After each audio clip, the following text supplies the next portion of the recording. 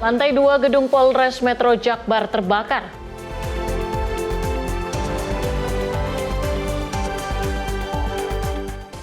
AS Iran sepakati gencatan senjata.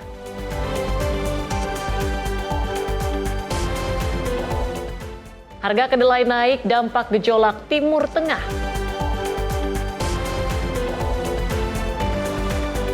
Pemerintah serahkan 109 SHM warga transmigrasi.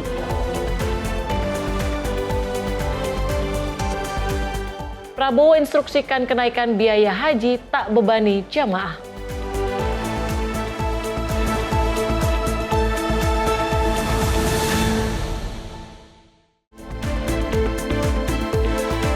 Halo, selamat pagi pemirsa. Apa kabar Anda hari ini? Menyapa Indonesia Pagi kembali hadir menemani Anda dengan rangkaian informasi, baik itu dari dalam negeri dan juga mancanegara. Bersama saya Tiara Dianti dan inilah Menyapa Indonesia Pagi untuk Anda.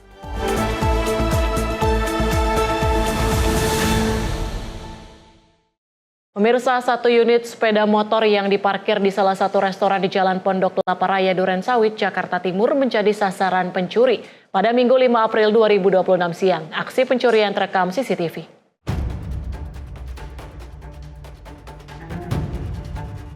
Dari rekaman kamera CCTV tampak sejumlah sepeda motor dan mobil terparkir di area trotoar di depan restoran di Jalan Pondok Kelapa Raya, Durensawit, Jakarta Timur.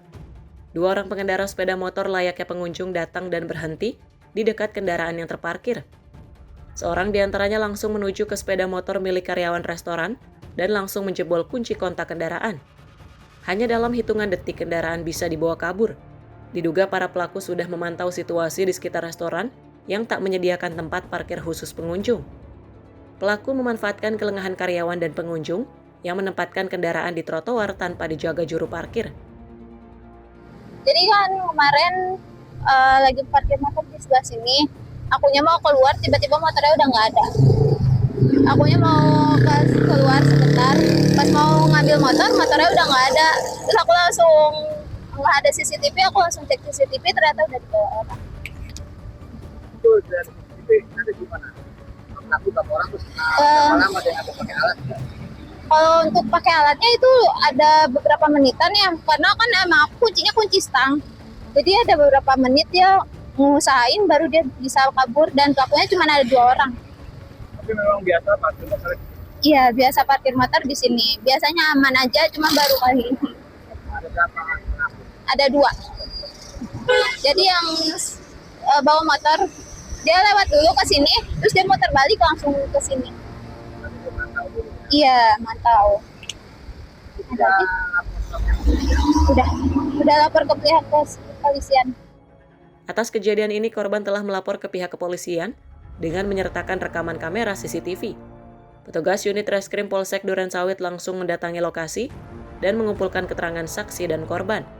Dari Jakarta, jurnalis Info TV melaporkan.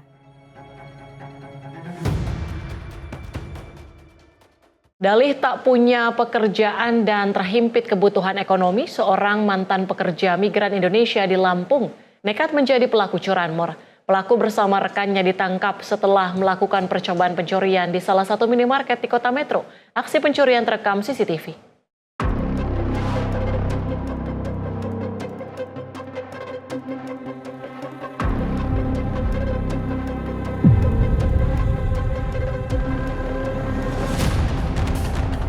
Rekaman kamera pengawas memperlihatkan detik-detik percobaan pencurian sepeda motor di area parkir sebuah minimarket di Kecamatan Metro Timur, Kota Metro Lampung.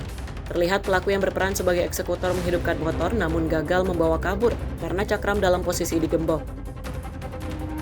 Dari rekaman CCTV ini, polisi mengidentifikasi 2 pelaku berinisial AS dan CN serta menangkap keduanya di tempat berbeda. Penangkapan sempat diwarnai aksi kejar-kejaran sebab salah satu pelaku berusaha melakukan perlawanan dan melarikan diri. Di hadapan penyidik, AS yang berperan sebagai eksekutor mengaku terpaksa mencuri karena terdesak ekonomi dan untuk membayar hutang. Ia mengaku menganggur setelah kontrak kerjanya sebagai pekerja migran di Jepang berakhir pada 2019. Mencuri itu untuk apa sih sebenarnya? Untuk bayar hutang, Pak. Sama pegangan buat pernikahan sepupu. Enggak terlibat dengan judul gitu nggak? Enggak, Pak. Kamu yang eksekusi motor itu? Iya, Pak. Itu tadinya lihat-lihat dulu atau udah ngegambar sebelumnya? Hunting Pak. Udah hunting. Iya. Udah berapa hari hunting? Sehari itu Pak. Hari itu juga. Iya. Kenapa gagal? Karena ada yang gembok Pak. Oh, cakramnya kena gembok ya? Iya. Jadi susah. Ya, jadi kejadian tepatnya di parkiran Alfamart di Jalan Nasution, Kelurahan Yosorejo, Kecamatan Metro Timur. Nah, terjadi percobaan pencurian kendaraan bermotor dan dilaporkan ke Polres. Lalu sebenarnya pelaku ini sudah bertindak di 3 tempat yang berbeda, 2 tempat di wilayah hukum Polres Metro dan 1 tempat berhasil di wilayah hukum Polres Lampung Timur. Lalu kita lakukan penangkapan dengan tersangka inisial AS dan inisial CN. Untuk tersangka inisial AS di Sekampung Udik, Lampung Timur, dan inisial CN di Gunung Pelindung. Kini kedua tersangka mendekam di sel tahanan Mapolres Metro dan bakal dijerat dengan pasal pencurian dengan pemberatan, junto pasal percobaan pencurian. Dari Metro Lampung, jurnalis Info TV melaporkan. Pemirsa, kecelakaan beruntun terjadi di kawasan Joglo, Kembangan, Jakarta Barat. Insiden ini mengakibatkan arus lalu lintas di lokasi sempat mengalami kemacetan yang cukup panjang. Sebuah kecelakaan lalu lintas melibatkan 1 unit mobil dan sejumlah sepeda motor terjadi di perempatan Joglo, Kembangan, Jakarta Barat. Insiden tersebut menyebabkan 5 sepeda motor yang sedang berhenti di lampu merah mengalami kerusakan dan memicu kemacetan di lokasi. Berdasarkan keterangan saksi di lokasi, mobil yang melaju dari arah Kreo menuju Kembangan tiba-tiba menabrak sepeda motor yang tengah berhenti di lampu merah. Penyebab kecelakaan ini belum dapat dipastikan, namun diduga pengemudi mobil kehilangan kendali lantaran mengantuk saat berkendara. Salah satu saksi di lokasi, Sidik, mengatakan kejadian ini berlangsung pada pagi hari sekitar pukul 9.00 waktu Indonesia Barat, ketika kondisi lalu lintas cukup ramai. Bahkan beberapa sepeda motor mengalami kerusakan cukup parah akibat kecelakaan tersebut. Sidik juga menambahkan bahwa mobil tersebut sempat menabrak, kemudian mundur dan kembali menabrak kendaraan yang di depannya. Selanjutnya, warga yang berada di sekitar lokasi sempat mendatangi mobil tersebut dan memecahkan kaca kendaraan karena pengemudi tidak segera keluar. Pengemudi awalnya bertahan di dalam mobil karena takut menjadi sasaran amukan massa. Namun setelah dibujuk, akhirnya keluar dari dalam mobil. Jam berapa ya tadi saya kesini? Sekitar jam pagi, masih pagi sih Bang. Masih pagi ya? Pagi, jam 10. 9-an. 9-an? Iya. Itu berapa motor ditabrak? 3 motor. 3 atau 5? Iya. Yang rusak 3. Yang rusak 3, Ya, yang kena parah. ada 5. Ada 5. Itu kerusakannya apa ya Bang motor? Oh, parah banget. Ngelipet tuh. Hah? Ngelipet parah. Gelipet parah? Iya. Itu ngantuk atau apa gimana? Nggak tahu itu supirnya. Tidak lama kemudian petugas kepolisian datang ke lokasi untuk mengamankan situasi dan mengevakuasi pengemudi mobil serta kendaraan yang terlibat kecelakaan. Penanganan lebih lanjut diserahkan kepada pihak kepolisian Unit Laka Lantas Jakarta Barat. Akibat kejadian tersebut, arus lalu lintas di perempatan Joglo sempat mengalami kemacetan cukup panjang karena kendaraan yang terlibat kecelakaan masih berada di badan jalan, di mana petugas kemudian melakukan pengaturan lalu lintas untuk mengurai kepadatan kendaraan. Hingga kini belum ada keterangan resmi dari pihak kepolisian terkait penyebab pasti kecelakaan maupun jumlah korban luka dalam peristiwa tersebut. Tim Liputan Sinpo TV melaporkan. Pemirsa, tim SAR gabungan akhirnya menemukan korban tenggelam di Riam Kecala, Desa Pana pada 6 April 2026. Korban sebelumnya dilaporkan hilang setelah terseret arus deras.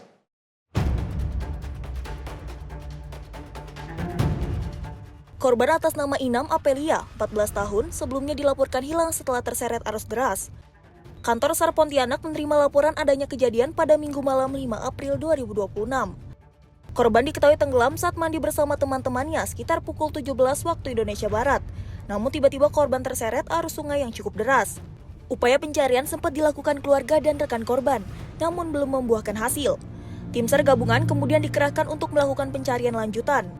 Korban akhirnya ditemukan pada Senin 6 April 2026, sekitar pukul 10:46 waktu Indonesia Barat, dalam kondisi meninggal dunia. Tim redaksi Sinpo TV melaporkan. Korban tenggelam di irigasi Lewu Tamiang, Kampung Cipanas, Kabupaten Cianjur, Jawa Barat berhasil ditemukan pada 5 April 2026.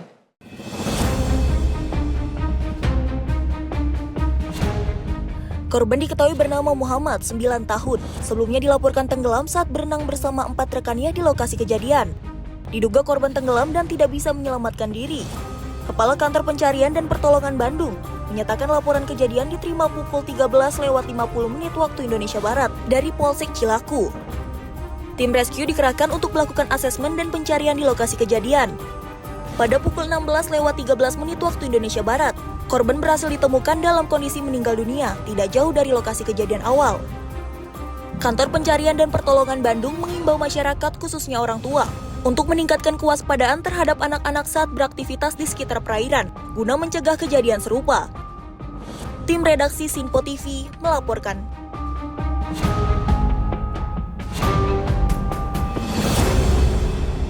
Ruang kantor yang berada di lantai 2 Gedung Kepolisian Resort Metro Jakarta Barat terbakar. Berkas dan barang yang terdapat di ruangan ikut hangus terbakar.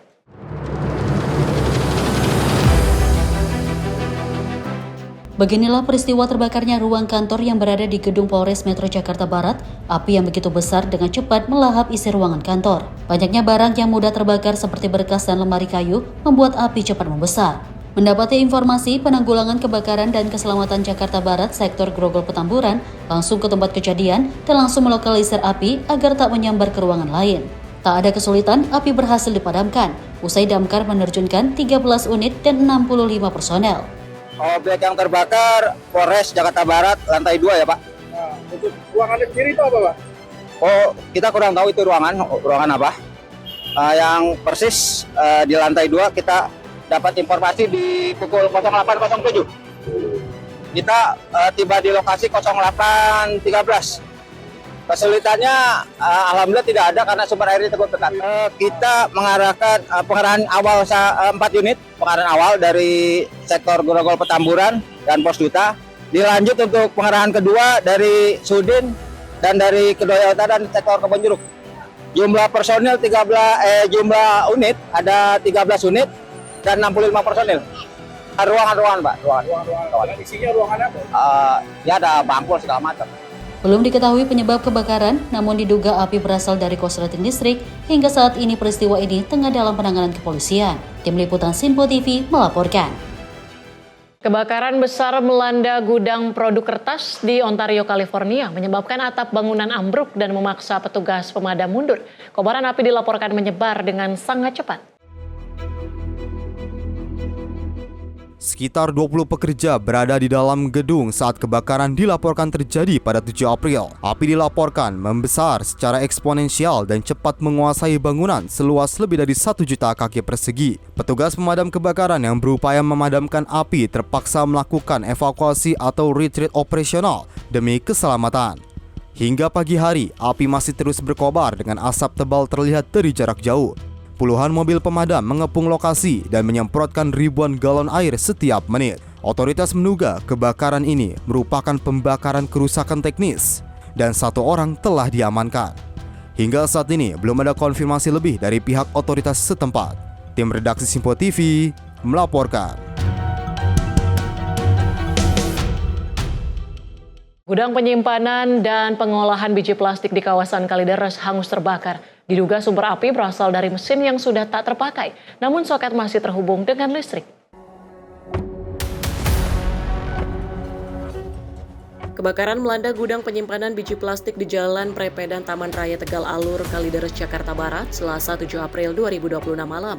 Api diduga berasal dari mesin lama yang sudah tidak beroperasi namun masih teraliri listrik di dalam gudang. Perwira Piket Pemadam Kebakaran Jakarta Barat, Nayae mengatakan, pihaknya masih menyelidiki penyebab pasti kebakaran. Namun berdasarkan keterangan pemilik gudang, terdapat mesin yang sudah lama tidak digunakan dan masih tersambung aliran listrik di lokasi kejadian. Menurutnya, objek yang terbakar berupa mesin-mesin pengolahan plastik yang sudah lama tidak terpakai. Saat kejadian tidak ada aktivitas pegawai maupun kegiatan produksi di dalam gudang. Gudang merupakan tempat penyimpanan dan pengolahan bahan plastik. Material plastik yang mudah terbakar diduga mempercepat penyebaran api di dalam bangunan.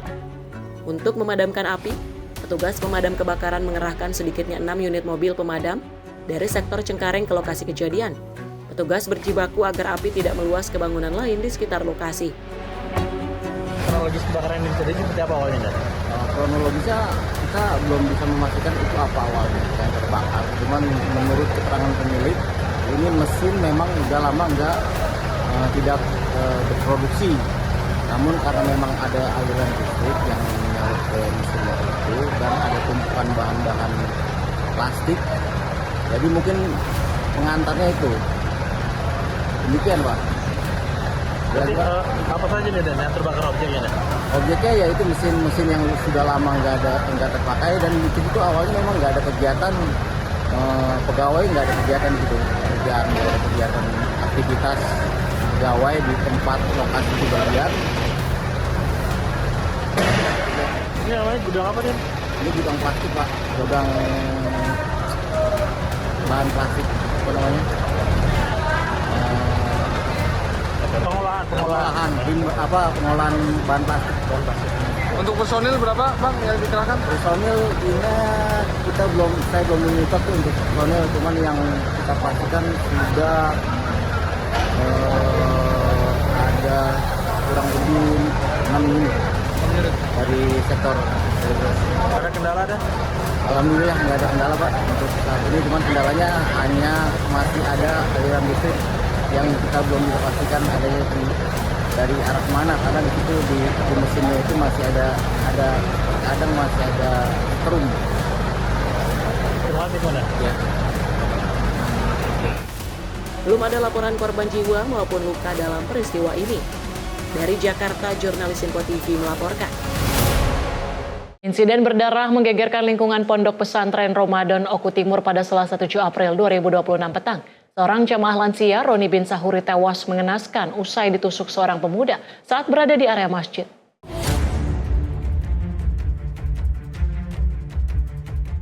Peristiwa tragis ini terjadi sekitar pukul 17:59 waktu Indonesia Barat. Korban diketahui bernama Roni bin Sahuri, 70 tahun, seorang wira swasta asal Batu Marta, Unit 13. Korban dinyatakan meninggal dunia akibat luka tusuk serius yang dideritanya. Pihak kepolisian Resor Oku Timur melalui Kasat Reskrim Ibtu Rendi Ramadona membenarkan adanya insiden berdarah ini. Tak butuh waktu lama, petugas kepolisian berhasil mengamankan pelaku penusukan berinisial RH, 24 tahun, yang merupakan warga Kota Baru, Martapura. Saat ini pelaku telah dibawa ke Mapolres Oku Timur untuk menjalani pemeriksaan intensif. Hingga kini aparat kepolisian masih melakukan penyelidikan mendalam terkait motif dan kronologi lengkap di balik aksi penusukan terhadap korban. Sejumlah saksi di lokasi kejadian juga telah dimintai keterangan guna melengkapi proses hukum lebih lanjut. Bagus Maulana, tim redaksi Info TV melaporkan.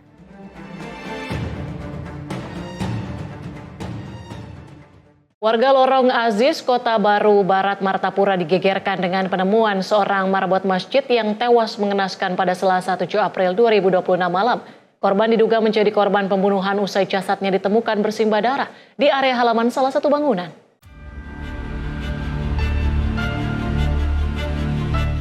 Peristiwa yang terjadi di kawasan Kota Baru Barat ini pertama kali diketahui oleh warga sekitar yang kemudian melaporkannya kepada pihak berwajib. Dalam rekaman video yang beredar luas di media sosial, terlihat banyak bercak darah berceceran di area halaman bangunan yang diduga berasal dari tubuh korban. Hingga saat ini kronologi lengkap maupun motif di balik peristiwa berdarah ini masih misterius. Aparat kepolisian segera tiba di lokasi untuk melakukan olah tempat kejadian perkara atau TKP, serta mengumpulkan keterangan dari sejumlah saksi.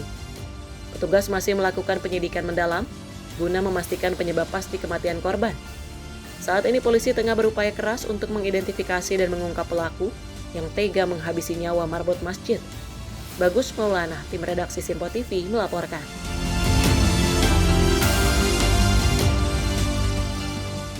Sementara itu, seorang remaja di Kota Makassar, Sulawesi Selatan tewas mengenaskan usai ditikam oleh tetangganya sendiri. Peristiwa yang terjadi pada Senin 6 April 2026 sore ini diduga karena pelaku merasa terganggu saat korban bersama temannya bermain game daring di depan rumahnya.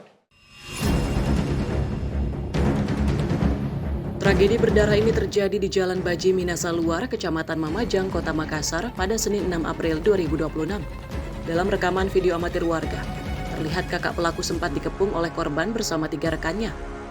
Suasana kian tak terkendali saat pelaku tiba-tiba muncul dari arah belakang sambil menghunuskan badik dan langsung menerjang korban.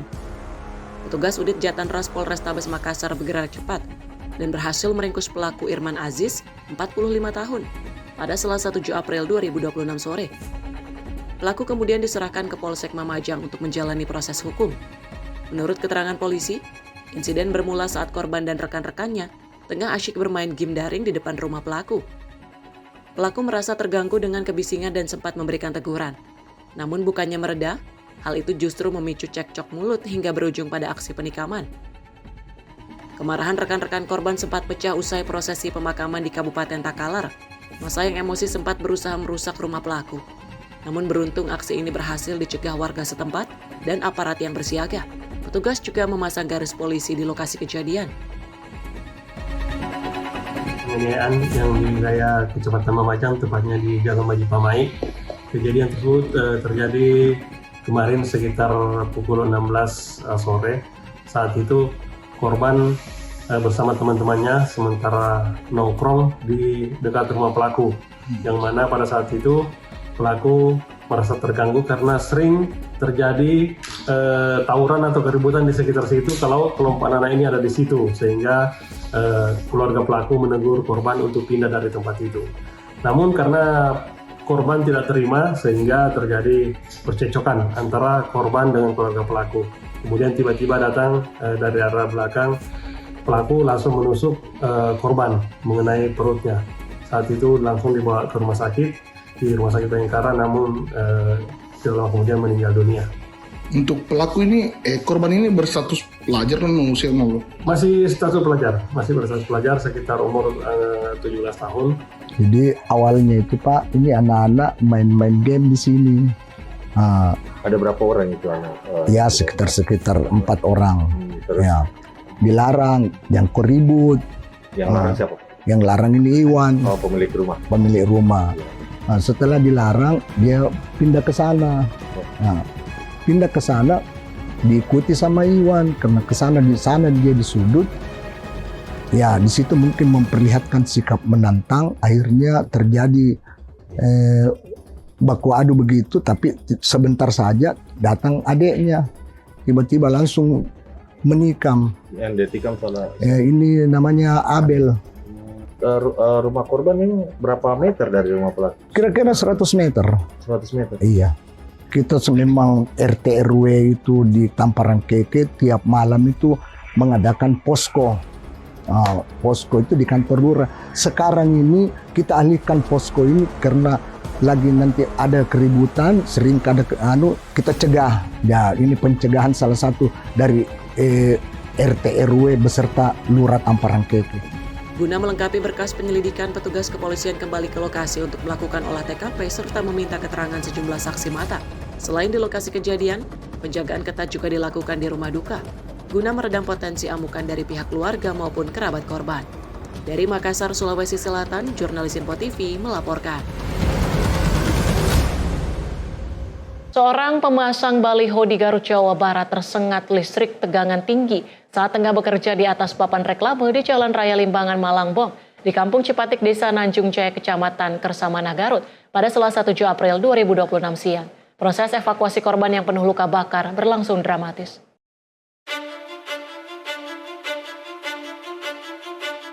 Petugas gabungan dari PLN, kepolisian, dan warga melakukan evakuasi terhadap seorang pemasang baliho yang tersengat listrik tegangan tinggi di Jalan Raya Limbangan, Malangbong, di Kampung Cipatik, Desa Nanjung Jaya, Kecamatan Kersamanah, Garut, pada Selasa 7 April 2026 siang. Evakuasi berlangsung dramatis karena korban tidak sadarkan diri dengan tubuh penuh luka bakar. Petugas pun harus memastikan aliran listrik aman serta menjaga posisi tubuh korban agar tidak terjatuh. Korban yang diketahui bernama Akim ini tidak sadarkan diri, tersengat listrik saat bekerja di atas papan visual baliho. Benar bahwasanya kami menerima laporan dari warga masyarakat telah terjadi korban yang tersetrum listrik ketika sedang memasang baliho reklame di ketinggian kurang lebih 10 meter. Kemudian kami bersama dari pihak PLN, kemudian masyarakat juga dan juga Babinsa berhasil mengevakuasi korban dan korban dalam keadaan selamat. Kemudian kami langsung dorong ke puskesmas terdekat untuk dilakukan pengobatan lebih lanjut dikarenakan mengalami beberapa luka bakar di sekujur tubuhnya juga Sedangkan korban sendiri berasal dari Kampung Cinta Mulia, Desa Bayasari, Kecamatan Jatinegara, yang bernama Saudara Akim, usia 48 tahun. Dari Ciamis dan ya? Dari Ciamis. Setelah hampir 40 menit, korban akhirnya berhasil dievakuasi petugas dalam kondisi selamat. Korban kemudian dilarikan ke rumah sakit terdekat untuk mendapatkan penanganan medis intensif. Dari Garut, Jawa Barat, jurnalis Info TV melaporkan.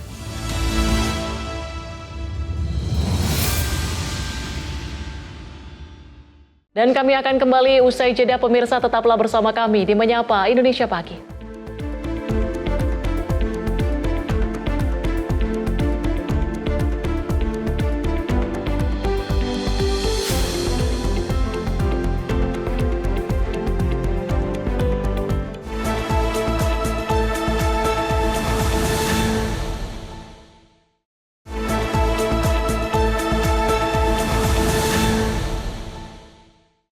Anda kembali menyaksikan Menyapa Indonesia Pagi. Pemirsa, pemimpin tertinggi Gereja Katolik Paus Leo ke-14 mengecam keras pernyataan Presiden Amerika Serikat Donald Trump terkait ancaman penghancuran situs peradaban Iran.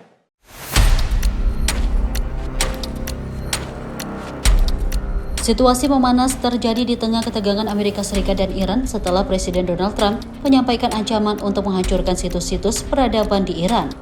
Menanggapi pernyataan tersebut, Paus Leo ke-14 menegaskan ancaman terhadap peradaban sebuah bangsa adalah tindakan yang tidak dapat diterima. Dalam pernyataan resmi pada Selasa waktu setempat, Paus menyebut tindakan itu bertentangan dengan hukum internasional, sekaligus mencederai nilai moral demi kebaikan umat manusia. Paus menilai konflik yang terus meningkat ini tidak akan menyelesaikan masalah dan justru berpotensi memicu gelombang kebencian yang lebih luas.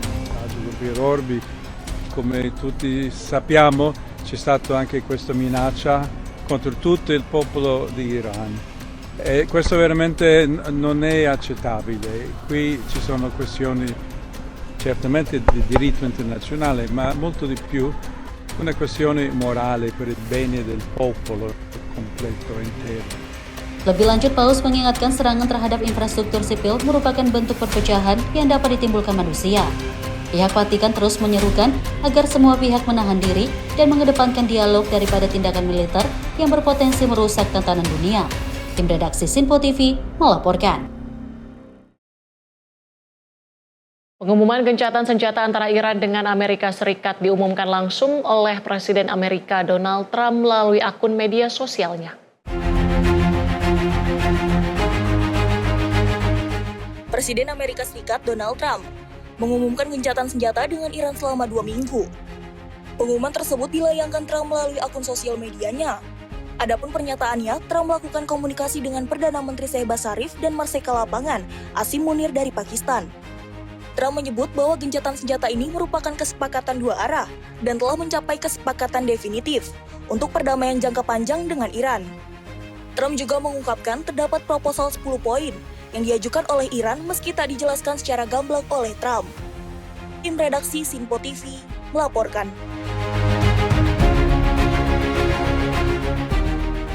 Iran menyambut baik kesepakatan Presiden Amerika Serikat Donald Trump untuk menunda serangan selama 2 pekan dan membuka Selat Hormuz.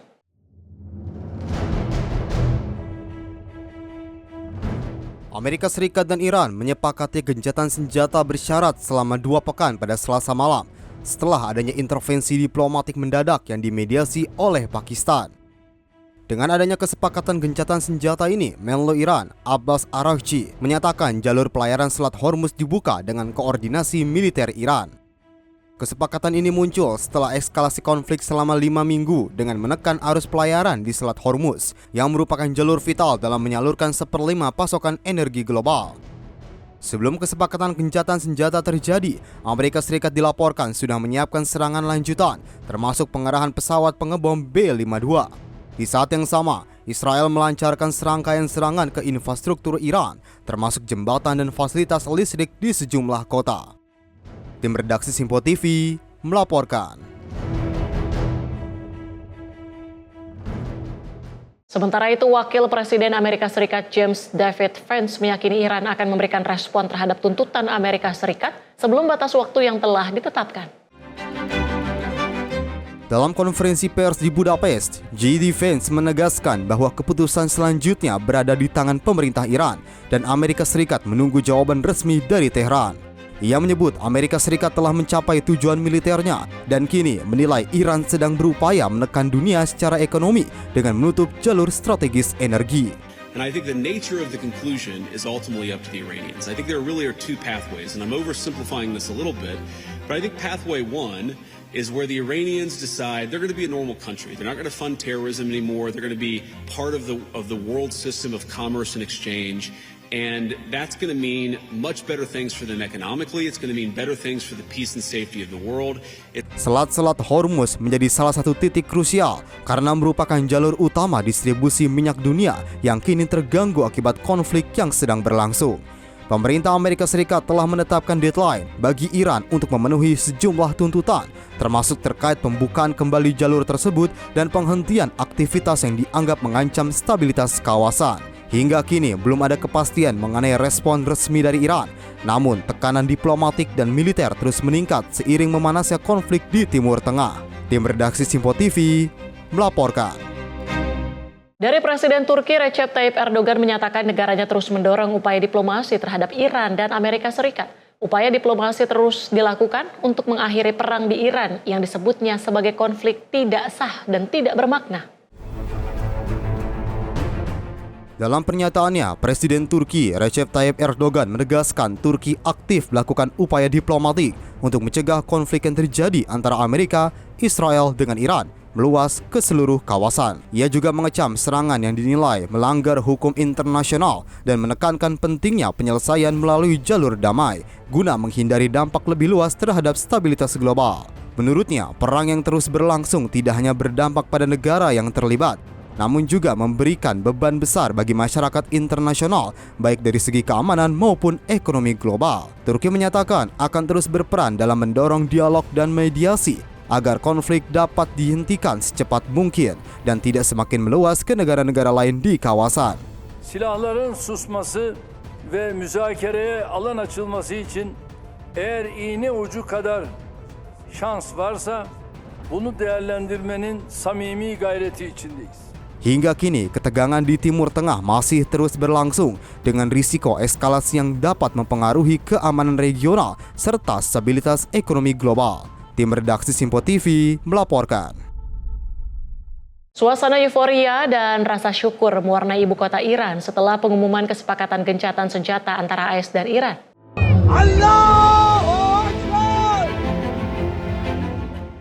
Ribuan warga turun ke jalan dan memadati sejumlah titik Teheran untuk merayakan apa yang mereka sebut sebagai sebuah kemenangan moral dan diplomatik setelah tercapainya kesepakatan gencatan senjata.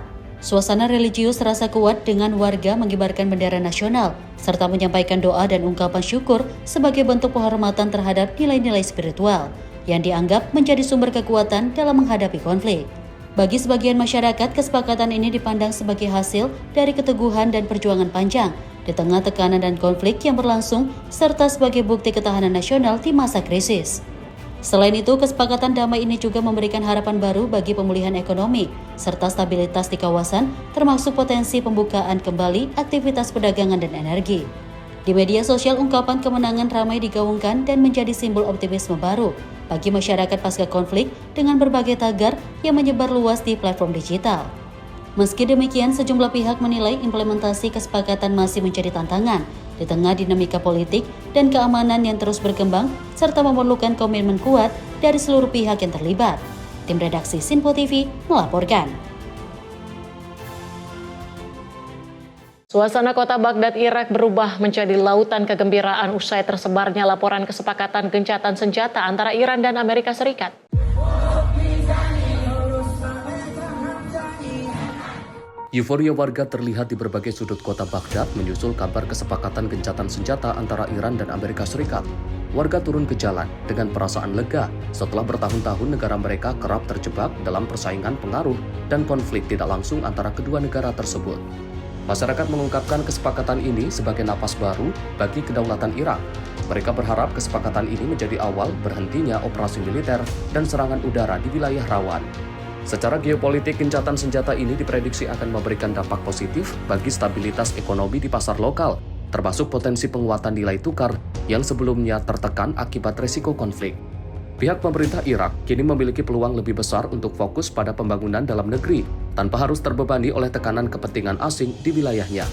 Para analis internasional menilai langkah ini sebagai terobosan diplomasi yang signifikan yang berpotensi mengubah peta stabilitas kawasan Timur Tengah ke depan. Tim redaksi Simpo TV melaporkan.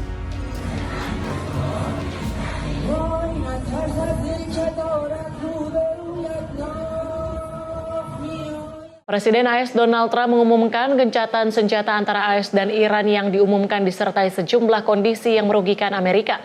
Bagi Iran, gencatan senjata ini adalah kemenangan sebab Amerika Serikat menyepakati 10 tuntutan yang diajukan Teheran untuk gencatan dan memulai perundingan. Kesepakatan gencatan senjata ini disebut berlaku selama 2 minggu dengan tujuan meredakan ketegangan militer di kawasan Timur Tengah. Dalam kesepakatan tersebut, Iran mengajukan 10 tuntutan utama yang harus dipenuhi oleh Amerika Serikat. Di antaranya komitmen untuk tidak melakukan agresi terhadap Iran. Iran juga menegaskan akan melanjutkan kendali atas Selat Hormuz sebagai jalur strategis perdagangan global. Seluruh tuntutan lain mencakup penerimaan atas program pengayaan uranium Iran serta pencabutan semua sanksi utama dan sekunder yang selama ini diberlakukan. Tidak hanya itu, Iran juga menuntut penghentian seluruh resolusi Dewan Keamanan PBB dan resolusi Dewan Gubernur IAEA terkait program nuklirnya. Dalam poin lain, Iran meminta pembayaran kompensasi serta penarikan pasukan tempur Amerika Serikat dari kawasan Timur Tengah. Selain itu, disebutkan pula penghentian seluruh konflik di berbagai front, termasuk yang melibatkan kelompok perlawanan di Lebanon. Meski demikian, sejumlah pengamat menilai gencatan senjata ini masih bersifat sementara dan berpotensi berubah tergantung hasil negosiasi lanjutan antara kedua negara. Senjata itu merupakan kesepakatan bersama dan tentu saja ada negosiasi dan ada tawaran yang diberikan di antar kedua belah pihak. Yang pertama, Trump sudah menyatakan bahwa saat ini ia menyetujui dari usulan Pakistan atau negara Pakistan bahwa gencatan senjata ini layak untuk dilakukan dan yang utama adalah Selat Hormuz ini dibuka. Maka Amerika Serikat menyatakan secara lengkap, segera dan aman, dan kemudian di sisi yang lain juga Amerika Serikat menyatakan akan mempelajari dan menerima kemungkinan dari 10 poin yang diajukan oleh Iran. Dan Iran pun sudah menyatakan bahwa selama 2 pekan mereka akan membuka Selat Hormuz dan gencatan senjata ini jelas disetujui oleh Iran dengan asumsi yang sangat mutlak Amerika Serikat benar-benar melakukan upaya menahan diri, tidak melakukan serangan-serangan terhadap Iran. Tim redaksi Simpo TV melaporkan.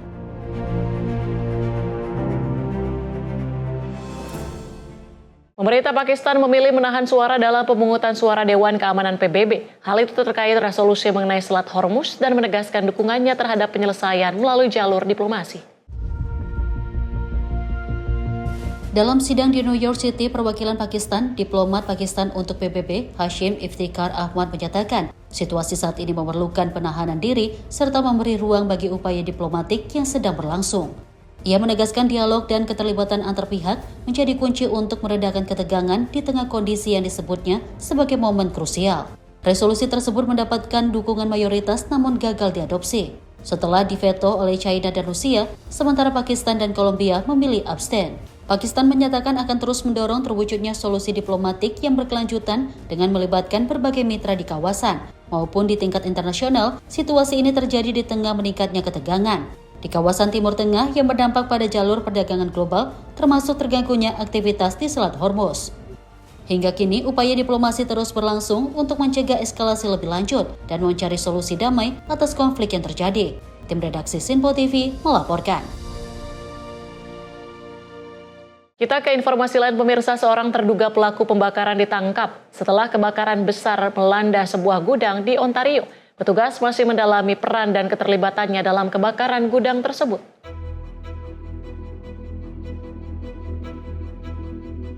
Kebakaran besar dilaporkan terjadi dan dengan cepat melahap sebagian besar bangunan gudang. sehingga memicu respon darurat dari petugas pemadam kebakaran yang segera diterjunkan untuk mencegah api terus menyebar. Lebih dari 100 petugas pemadam diterjunkan ke lokasi untuk menanggulangi api dan mencegah perluasan kebakaran ke area sekitarnya, termasuk bangunan dan fasilitas lain di sekitar lokasi kejadian.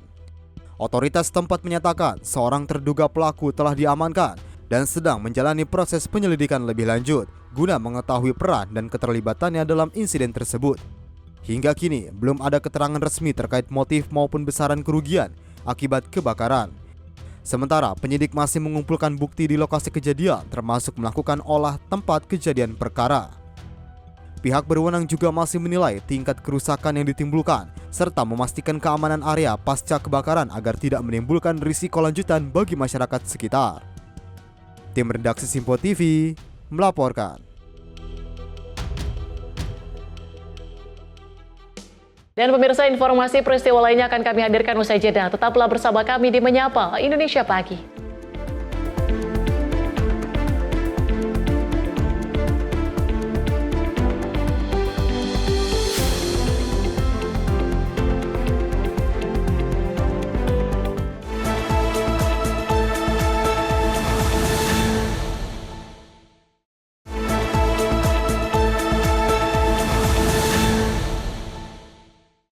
Terima kasih Anda masih bersama kami di Menyapa Indonesia Pagi. Pemirsa, kecelakaan laut terjadi di perairan Geser Seram bagian timur Maluku. Sebuah speedboat terbalik dan tenggelam setelah menabrak tiang mercusuar roboh yang nyaris tak terlihat. Insiden terjadi Senin siang sekitar pukul 14.25 waktu Indonesia Timur saat speedboat Fiber yang dikemudikan Arifin Wakano bersama dua rekannya. Speedboat bertolak dari pelabuhan Geser menuju Desa Tobo. Namun baru menempuh jarak sekitar 350 meter dari bibir pantai, perahu tiba-tiba menabrak ujung tiang mercusuar yang telah roboh. Namun masih menyembul di permukaan laut dan sulit dilihat. Benturan keras membuat badan speedboat robek hingga akhirnya terbalik dan tenggelam. Warga sekitar yang mengetahui kejadian ini segera melaporkan ke Koramil Geser. Petugas bersama nelayan setempat langsung melakukan evakuasi. Evakuasi para korban berlangsung dramatis. Dalam waktu sekitar 30 menit, ketiga korban berhasil ditemukan dan dievakuasi dalam kondisi selamat. Selain menyelamatkan korban, tim juga berhasil menarik speedboat yang sempat tenggelam ke daratan. Tidak ada korban jiwa dalam peristiwa ini, namun kerugian material tak terhindarkan. Sejumlah barang bawaan dilaporkan hanyut dan tenggelam, meski mesin perahu masih dalam kondisi aman. Saat ini ketiga korban ditampung sementara di rumah warga di Desa Geser. Peristiwa ini menjadi peringatan serius atas bahaya tiang mercusuar roboh yang masih menyisakan bagian di permukaan laut dan mengancam keselamatan pelayaran warga. Tim Liputan Simpo TV melaporkan. Polisi di Kota Padang Sidimpuan, Sumatera Utara memusnahkan puluhan bol ganja kering siap edar yang ditemukan warga di pekarangan rumahnya di Jalan Alboin, Huta Barat. Hingga kini polisi masih menyelidiki pemilik barang haram tersebut. Warga Jalan Alboin, Huta Barat, Kota Padang Sidimpuan digegerkan dengan temuan puluhan bal ganja kering siap edar di pekarangan rumah salah seorang warga. Temuan ini berawal saat warga menemukan karung dan kardus mencurigakan di lokasi tersebut. Setelah dibuka, isinya ternyata paket ganja yang dibungkus rapi menggunakan lakban kuning. Warga pun segera melaporkan temuan ini kepada pihak kepolisian. Menindaklanjuti laporan tersebut, polisi langsung mengamankan barang bukti dan melakukan penyelidikan untuk mengungkap pemiliknya. Dalam kesempatan yang sama, Polres Padang Sidimpuan juga melakukan pemusnahan barang bukti lain hasil operasi penindakan penyakit masyarakat. Selain 36 kg ganja, petugas turut memusnahkan 41 gram narkotika jenis sabu, 150 botol minuman keras berbagai merek, serta 101 unit knalpot brong. Pemusnahan miras dilakukan dengan cara dihancurkan menggunakan alat berat dan dituang ke dalam tanah agar tidak dapat digunakan kembali. Sementara itu knalpot brong dimusnahkan dengan cara dipotong dan dirusak menggunakan mesin pemotong sebagai bentuk komitmen polisi menekan gangguan ketertiban dan kebisingan di masyarakat. Kapolres Padang Sidimpuan, Wira Priyatna, menyatakan ganja yang ditemukan warga memiliki berat lebih dari 36 kg dan diduga siap untuk diedarkan. Hingga saat ini pihak kepolisian masih terus melakukan penyelidikan untuk mengungkap jaringan dan pemilik barang haram tersebut. Pada hari ini kita melaksanakan pemusnahan terkait penyakit masyarakat, pemusnahan barang bukti terkait penyakit masyarakat, yaitu narkoba, kemudian knalpot brong, dan yang terakhir adalah miras. Untuk diketahui, untuk narkoba yang dimusnahkan adalah jenis sabu 41,57 gram, kemudian jenis ganja 36.281,79 gram, kemudian miras sebanyak 150 botol, kemudian knalpot brok sebanyak 101 buah. Terus barang bukti ganja itu barang bukti yang sempat ditemukan tak bertuan di wilayah Kampung Darai, Bang ya? Benar ya, termasuk yang itu. Itu yang kita musnahkan. Dari Padang Sidimpuan, Sumatera Utara, Saipul Nahdi, Sinpo TV, melaporkan. Penegakan hukum kasus BBM dan LPG ilegal terus dilakukan oleh Dirtipidter Bareskrim Polri. Sejumlah barang bukti berhasil diamankan, mulai dari ratusan ribu liter BBM hingga ribuan tabung LPG. Direktur Tindak Pidana Tertentu Bareskrim Polri, Brigjen Pol M. Irhamni mengungkapkan sejumlah barang bukti berhasil diamankan dalam penegakan hukum kasus BBM dan LPG ilegal sepanjang tahun 2025. Irhamni menyatakan barang bukti tersebut diamankan oleh Bareskrim Polri bersama Polda jajaran di berbagai wilayah. Adapun untuk BBM jenis solar berhasil diamankan sebanyak lebih dari 1 juta liter. Sementara untuk Pertalite mencapai lebih dari 120.000 liter. Barang bukti yang berhasil diamankan oleh Bareskrim bersama Polda jajaran periode 2025 tersebut sebanyak 1.182.388 liter jenis solar. Kemudian untuk jenis Pertalite sebanyak 127.019 liter. Kemudian gas 3 kilo sebanyak 17.516 tabung. Kemudian gas 5,5 kg sebanyak 516 kg. Kemudian gas 12 kg bisa dilakukan penyitaan dan diamankan 4.945 tabung. Kemudian gas 50 kg sebanyak 422 tabung. Kemudian untuk kendaraan roda 4 dan roda 6 sebanyak 353 unit. Selain itu, Polri juga menyita LPG bersubsidi mulai dari tabung 3 kg hingga 50 kg dengan jumlah ribuan tabung. Tak hanya itu, ratusan kendaraan roda 4 dan roda 6 turut diamankan yang digunakan dalam praktik penyalahgunaan BBM dan LPG ilegal. Dari Jakarta, Jihan Nabila Muti Anggiani, Sinpo TV melaporkan. Diduga menggunakan sertifikasi halal tanpa izin pemilik perusahaan, sebuah retail dilaporkan ke Bareskrim Polri pada Selasa siang. Langkah hukum ini diambil untuk melindungi hak kekayaan intelektual dan menjaga kepercayaan publik terhadap produk bersertifikasi halal. Pemilik PT Arwinda Perwira Utama resmi melaporkan salah satu perusahaan retail ke Bareskrim Polri. Laporan ini terkait dugaan penyalahgunaan sertifikat halal milik perusahaan tersebut. Sertifikat halal yang seharusnya digunakan secara resmi oleh PT Arwinda diduga digunakan oleh pihak lain tanpa adanya izin. Mereka menilai tindakan tersebut berpotensi merugikan perusahaan serta menyesatkan konsumen terkait keabsahan produk yang dijual. Langkah hukum ini diambil untuk melindungi hak kekayaan intelektual dan menjaga kepercayaan publik terhadap produk bersertifikasi halal. Ada sebuah dua dokumen yaitu adalah dokumen NKV dan juga dokumen terkait dengan halal atas nama PT Arwinda Perwira Utama Group. Perlu disampaikan bahwa sampai dengan hingga saat ini tidak ada dan tidak pernah PT Arwinda itu melakukan suatu kerjasama dengan PT, sehingga prinsipal kami itu bertanya-tanya kenapa kemudian itu menggunakan legalitas PT Arwinda, baik itu nomor pokok veteriner maupun halal sertifikat halal yang ditampilkan di dalam etalase penjualan ayam di tempat grosir. Seperti itu. Sementara itu, Himpunan Keluarga Tani Indonesia atau HKTI menyatakan dukungannya terhadap langkah yang diambil demi menjaga integritas produk pangan dan melindungi petani serta pelaku usaha dalam negeri. Semua produk itu kan wajib bersertifikat 2 ini, kalau produk asal hewan atau asal peternakan ini, gitu ya. Jadi kalau tadi ditanya masalah kerugian materialnya, jelas. Karena bayangkan, kita kan baru tahunya tahun 2025 bulan Desember. Sementara PT Arwinda ini sudah berhenti beroperasi sejak tahun 2022. Kalau ternyata sertifikat ini digunakan dengan rentang waktu yang cukup panjang, jelas dong, berarti kan yang harusnya keuntungan itu dinikmati oleh PT Arwinda, ini bergeser kepada pihak lain, entah siapa. Kasus ini masih dalam penanganan Barreskrim Polri. Tim Liputan Sinpo TV melaporkan.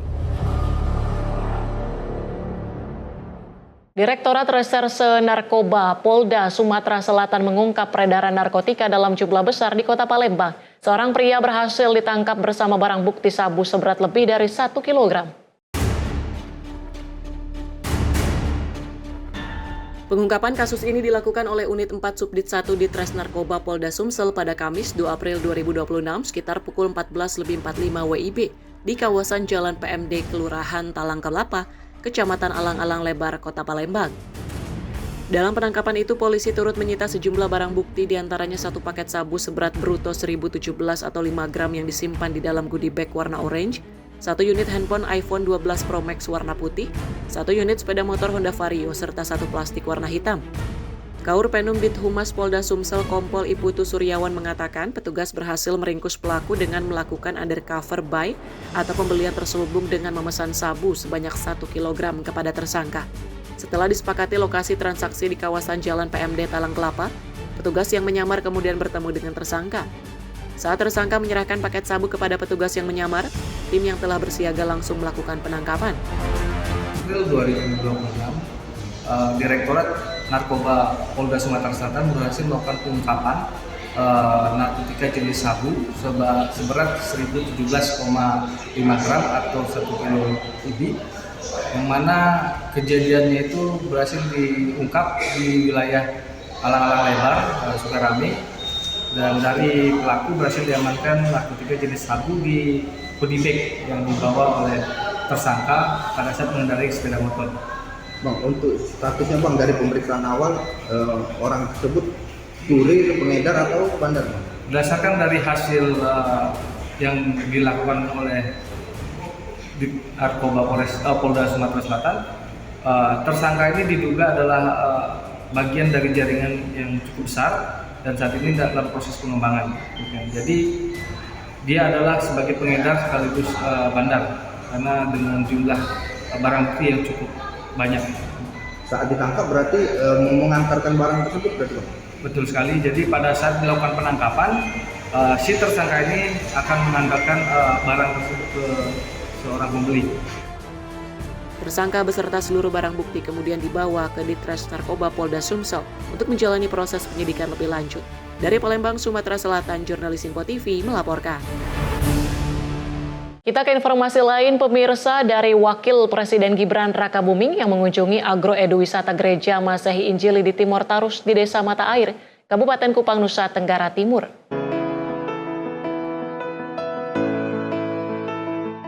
Wakil Presiden Republik Indonesia Gibran Rakabuming Raka melakukan kunjungan ke Taman Agroeduwisata GMIT Tarus yang terletak di Desa Mata Air, Kecamatan Kupang Tengah, Kabupaten Kupang, Senin 6 April 2026.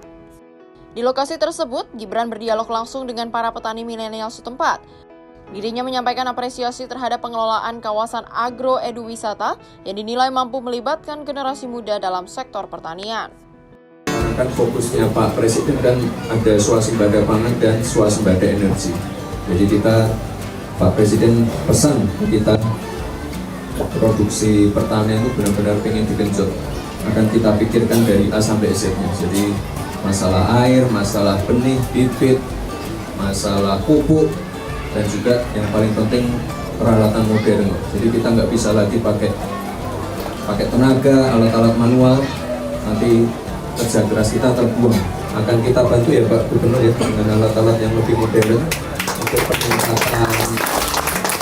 peningkatan produksi panen dan juga lebih memudahkan teman-teman ini nanti bekerja. Dan yang saya paling senang di sini melibatkan anak-anak muda. Tadi saya lihat hasil panen sudah disuplai untuk MPK. Jadi kan untuk off-takernya kan sudah jelas ya, nanti digunakan untuk MPK. Termasuk yang perikanan ini disuplai juga ya. Jadi nanti PR kita ya Pak Gubernur ya, kita akan tambah alat-alatnya sesuai kebutuhan. Ia juga menekankan pentingnya modernisasi alat pertanian guna mencegah kerugian pasca panen serta meningkatkan produktivitas. Gibran mengingatkan pentingnya menjaga konsistensi pengelolaan kawasan agroeduwisata tersebut, terutama dalam mendukung rantai pasok pangan. Pemerintah akan mengoptimalkan seluruh rantai produksi pertanian dari hulu hingga hilir, termasuk pemanfaatan teknologi modern. Wapres juga mencatat keterbatasan alat dan mesin pertanian, Al-Sintan, di Desa Mata Air, serta meminta dukungan pemerintah daerah untuk memperkuat sarana produksi. Selain itu, Wapres menekankan pentingnya peran generasi muda dalam transformasi pertanian modern. Wapres turut mengapresiasi keterkaitan hasil panen dengan program makan bergizi gratis yang memberikan kepastian pasar. Agro Eduwisata GMIT Tarus merupakan inisiatif Majelis Sinode GMIT yang mengintegrasikan pertanian, perikanan, dan edukasi dalam satu kawasan produktif melalui kolaborasi lintas pihak guna meningkatkan kesejahteraan masyarakat. Tim Redaksi Sinpo TV melaporkan. Pemerintah menggandeng pihak swasta untuk mempercepat pembangunan 1.000 rumah murah. Program ini memanfaatkan lahan negara dan juga melibatkan CSR perusahaan seperti PT Astra. Percepatan pembangunan hunian bagi masyarakat berpenghasilan rendah dilakukan melalui kolaborasi lintas sektor, termasuk melibatkan BUMN dan pihak swasta. Skema gotong royong ini menekankan pembagian peran, yakni pemerintah menyiapkan lahan, sedangkan swasta membiayai dan membangun hunian sebelum diserahkan ke negara. Menteri Perumahan dan Kawasan Permukiman Marwarar Sirait menyampaikan, program ini mendapat dukungan penuh Presiden Prabowo Subianto. Pemerintah memanfaatkan aset negara di lokasi strategis seperti lahan milik PT Kereta Api Indonesia serta menggandeng sektor swasta melalui program CSR, salah satunya komitmen PT Astra membangun 1.000 unit rumah susun untuk MBR. Sama Bapak Presiden dan dukungan yang luar biasa dari Bapak Presiden Prabowo untuk perumahan rakyat. Kemudian beberapa lokasi juga kita mendapatkan dukungan dari CSR perusahaan, misalnya dari Astra itu sudah komit 1.000 rumah susun, jadi 1.000 unit ya rumah susun. Jadi kita akan siapkan itu, tanahnya kita akan siapkan, kemudian yang bangun nanti Astra, kemudian diserahkan kepada negara. Jadi gotong royong juga terjadi, ada APBN, ada Danantara, dan juga ada swasta, ada yayasan, biar bekerja dengan cepat. Pada kesempatan yang sama, Marwarar menegaskan sinergi antara pemerintah, BUMN, dan swasta menjadi kunci percepatan pembangunan perumahan rakyat secara masif dan berkelanjutan. Program ini diharapkan tidak hanya memenuhi kebutuhan hunian, tetapi juga mendorong pertumbuhan ekonomi daerah dan pemerataan pembangunan di seluruh wilayah. Tim Redaksi Sinpo TV melaporkan. Kebijakan pemerintah dalam mengembangkan solar biofuel B5 berbasis minyak sawit mentah atau CPO mulai menunjukkan dampak positif. Selain dapat menekan impor energi, langkah ini juga dorong peningkatan ekspor sektor pertanian di tengah kondisi geopolitik yang memanas.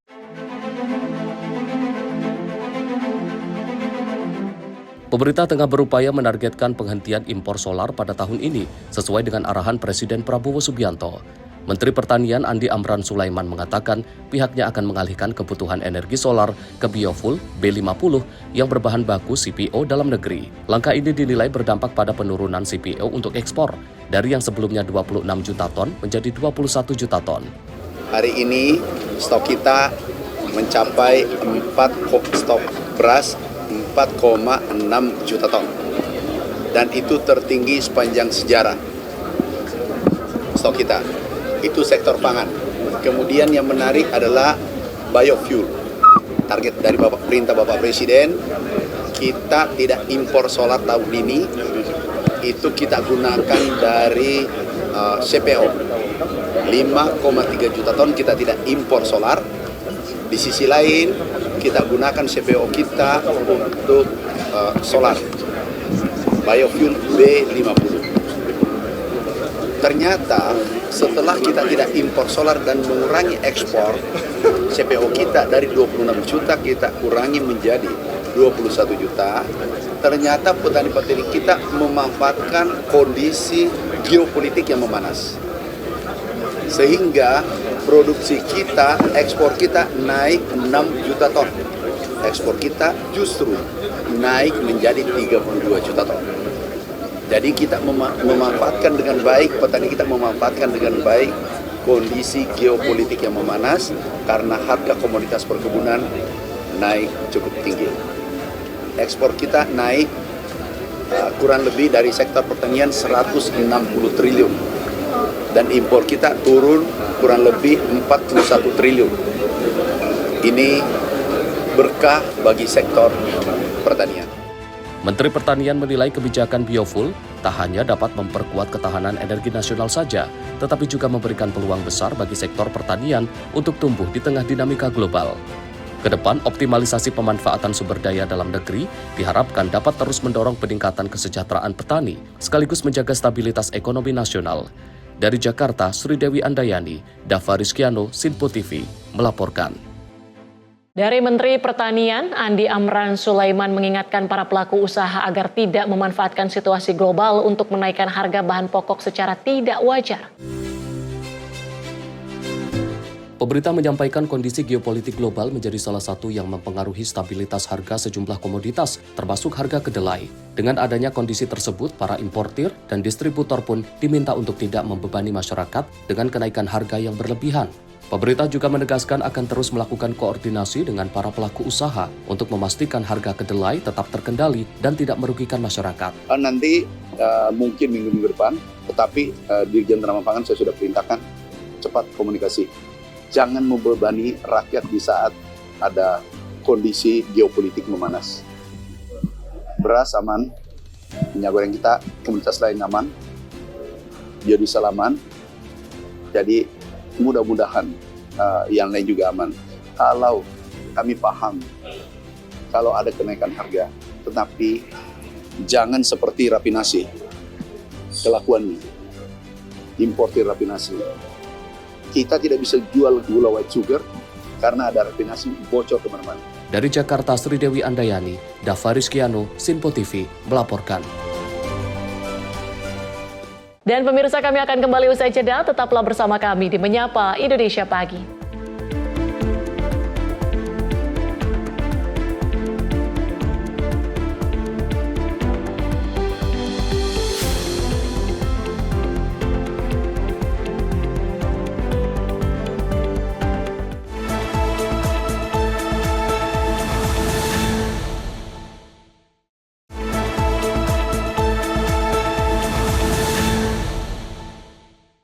Anda kembali menyaksikan Menyapa Indonesia Pagi bersama saya Tia Radianti. Kita ke Wakil Menteri Transmigrasi Viva Yoga Mauladi menyerahkan 109 sertifikat hak milik warga transmigrasi di Kecamatan Pulubala, Kabupaten Gorontalo. Wakil Menteri Transmigrasi Viva Yoga Mauladi menyerahkan secara simbolis 109 sertifikat hak milik SHM kepada masyarakat di kawasan transmigrasi Pulubala, Kabupaten Gorontalo pada Rabu 8 April 2026. Penyerahan ini dilakukan untuk meningkatkan kesejahteraan masyarakat transmigrasi hingga warga setempat yang ada di kawasan transmigrasi. Berbagai program pemberdayaan rakyat dilakukan, seperti peningkatan fasilitas umum, pendidikan, kesehatan, renovasi sekolah dan toilet, pembangunan infrastruktur, serta bantuan irigasi pertanian. Ya, hari ini kami dari Kementerian Transmigrasi mewakili Pak Menteri Iftitar hadir untuk menyerahkan 109 sertifikat hak milik warga trans yang ada di Kabupaten Gorontalo di kawasan transmigrasi Pulubala, dan besok kita akan berkunjung ke Kabupaten Gorontalo Utara di kawasan transmigrasi Sumalata. Jadi program transmigrasi itu adalah bagian dari Asta Cita Presiden. Melalui Kementerian Transmigrasi kita bisa melakukan program-program pemberdayaan rakyat untuk peningkatan fasilitas umum, pendidikan, kesehatan, renovasi sekolah, renovasi toilet, pembangunan infrastruktur, jalan non-status yang tidak dibangun oleh kementerian lain kita bangun, dan juga untuk bantuan irigasi pertanian, pembuatan tanggul-tanggul di sungai agar ada jaringan tersier di petani di kawasan transmigrasi. Intinya bahwa Kementerian Transmigrasi hadir di sini untuk dapat meningkatkan kesejahteraan bukan hanya masyarakat trans, tapi juga warga setempat yang ada di kawasan transmigrasi. Dengan begitu, Wamentrans berharap program transmigrasi yang menjadi bagian dari Asta Cita Presiden dapat bertransformasi jauh lebih baik. Dari Gorontalo, Shelly Siregar, Ahmad Amin, Sinpo TV melaporkan. Dan pemirsa, kami akan kembali usai jeda, tetaplah bersama kami di Menyapa Indonesia Pagi. Dari Gorontalo, Shelly Siregar, Ahmad Amin, Sinpo TV melaporkan. Komisi 3 DPR menjamin pembahasan RUU perampasan aset dilakukan secara rinci dan tidak tergesa-gesa. Mahasiswa meminta regulasi ini dibahas dengan hati-hati agar aturan kuat dan tak menimbulkan penyalahgunaan.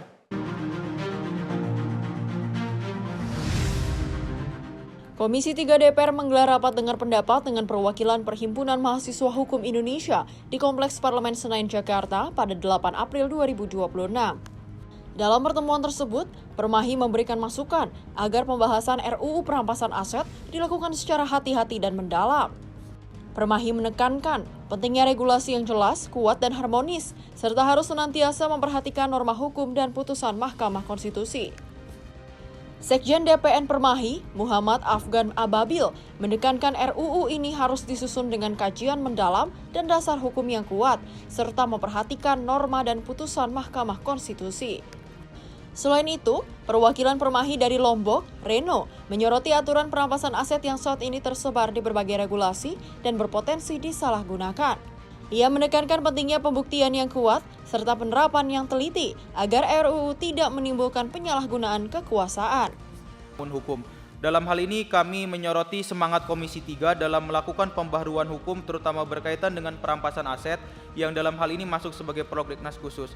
Kami menemukan bahwa RUU ini perlu dibahas secara komprehensif, mendalam, dan juga memastikan bahwa RUU ini dibangun berlandaskan pada kajian normatif yang memiliki basis argumentasi hukum kuat dengan memastikan bahwa norma-norma rambu yang ada di dalamnya baik berdasarkan putusan Mahkamah Konstitusi yang di dalamnya mengandung prinsip bahwa in personal sebagai basis argumentasi dan juga in rem sebagai bahan penunjang yang dalam hal ini menjadi bagian khusus. Kami dari Permahi berkomitmen untuk membersamai terkait dengan konstruksi pembangunan hukum yang konstruktif dan juga memastikan tidak terdapat tumpang tindih regulasi dan efektivitas dalam implementasi ke depannya, karena mengingat berkaitan dengan perampasan aset tentu sudah tersebar di dalam beberapa regulasi baik di dalam KUHP, di dalam Undang-Undang Tipikor maupun dalam TPPU yang dalam hal ini juga ditunjang oleh beberapa putusan Mahkamah Konstitusi yang menurut kami relevan, sehingga kami berharap pembahasan ini tidak hanya sekedar tergesa-gesa untuk mengakomodir apa yang menjadi tuntutan publik, tetapi sebagai masyarakat hukum kami mungkin mendorong agar pembahasan ini secara komprehensif. Oleh karena itu saya dan teman-teman juga ingin menyampaikan bahwa jangan sampai dalam rancangan undang-undang perampasan aset ini terkesan terburu-buru hanya untuk memberikan jawaban terhadap masyarakat, untuk memberikan adem ayem terhadap masyarakat, tetapi hal yang lebih penting adalah bagaimana kemudian perampasan aset ini benar-benar dijalankan dengan ketat dan teliti. Menanggapi masukan tersebut, anggota Komisi 3 DPR, Mahmud Arifin memastikan RUU akan dibahas secara rinci, tidak terburu-buru, dan tetap menjaga perlindungan hak warga negara. Masukan dari Permahi akan menjadi bahan pengayaan dalam pembahasan lanjutan di Komisi 3. Banyak yang diharapkan, banyak yang dituntut untuk bisa ini segera diwujudkan. Tetapi tentunya kita juga harus menghargai daripada hak-hak daripada setiap warga negara yang mungkin diduga melakukan suatu kejahatan. Nah ini kemarin sudah dibahas, rumusan harus detail. Tidak boleh kita ini sewenang-wenang. Tuntutan semua pihak banyak yang secara luas ingin dirampas semua kemudian dimiskinkan saja. Mungkin kita contohkan orang mungkin selama ini menjadi lawyer 20 tahun lebih, kemudian dia ditunjuk menjadi suatu pejabat misalnya, terus kemudian di situ ada permasalahan, tidak, aset-aset yang dimiliki 20 tahun dia bekerja ikut dihabisin semua, itu yang tidak. Kita akan membahas ini secara detail, masukkan ini menjadi pengayaan tuntutan masyarakat dan yang dari Permahi tadi dan juga harapan yang dikendaki dalam undang-undang itu bagian dari pengayaan kita di Komisi 3 nanti pembahasan berikutnya. Tim redaksi Simpo TV melaporkan. Komisi 5 DPR menggelar rapat kerja bersama dengan Kementerian Pekerjaan Umum dengan membahas evaluasi infrastruktur pasca momen Lebaran tahun 2026.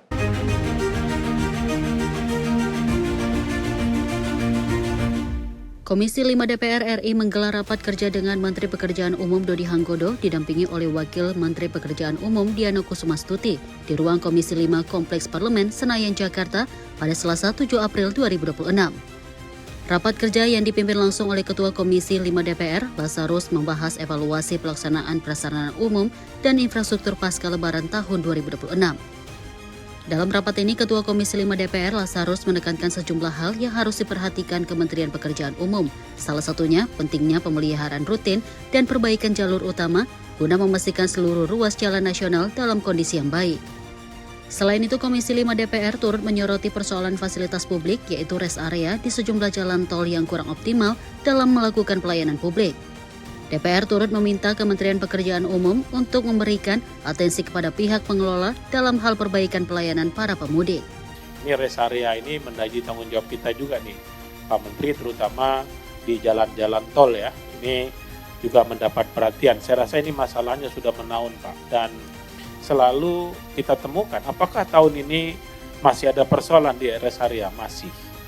Ini saya rasa karena ini menyangkut pelayanan publik, mau tidak mau nih Pak Menteri ya, walaupun ini setengah-setengah tanggung jawab kita, setengah tanggung jawab pengelola Pak dari rest area itu, tetapi yang menjadi kewenangan kementerian menurut saya kita harus atensi untuk kita tingkatkan sehingga di pelayanan baik mudik lebaran balik atau mudik atau balik lebaran tahun 2026 ini 2027 nanti ya, dan Natal dan Tahun Baru tahun 2026 ini bisa kita tingkatkan pelayanan di seluruh rest area yang ada di seluruh Indonesia.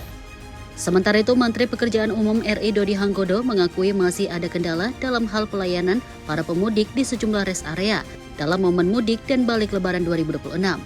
Dirinya menyebut sudah sepakat bersama dengan Menteri Perhubungan dan Korlantas Polri untuk melakukan evaluasi serta penataan ulang rest area yang dinilai kurang optimal. Pada saat kemacetan setinggi itu pun memang yang nampak macet sekali itu di tol MBZ, tapi secara keseluruhan sampai dengan tol Kali Kangkung masih sekitar 6 jaman Pak. Jadi which is masih acceptable Pak secara keseluruhan Pak ya. Tapi again itu satu hal yang kita akan bereskan Pak, supaya nanti di libur Nataru 2026 dan Lebaran 2027 itu nggak terulang lagi Pak. Dan untuk tambahan rest area, sebenarnya dari pihak BPJT sudah membuat rest area tambahan selain yang fungsional di sepanjang jalan tol antara Jakarta ke Surabaya. Ada juga rest area yang di luar jalan tol, tapi kalau mereka keluar mereka nggak dicas lagi, kayak seperti itu. Tapi mungkin kami sosialisasinya kurang begitu mantap sehingga kemudian masyarakat belum terinfo secara detail Pak. Tim redaksi Sinpo TV melaporkan.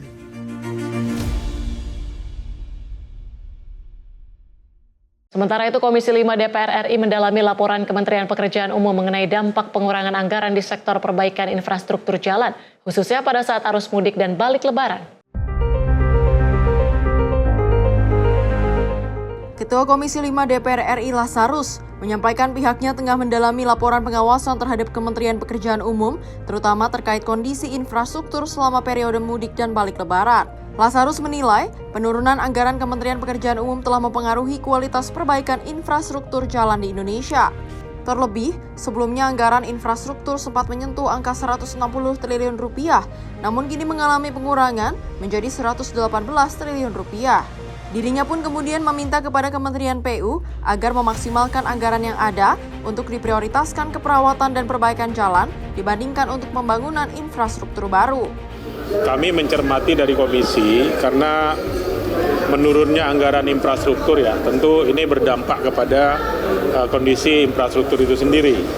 Nah, kita ingin mendengarkan penjelasan dari Kementerian Pekerjaan Umum terkait dengan dampak dari pengurangan anggaran di sektor infrastruktur, terutama di jalan. Ya.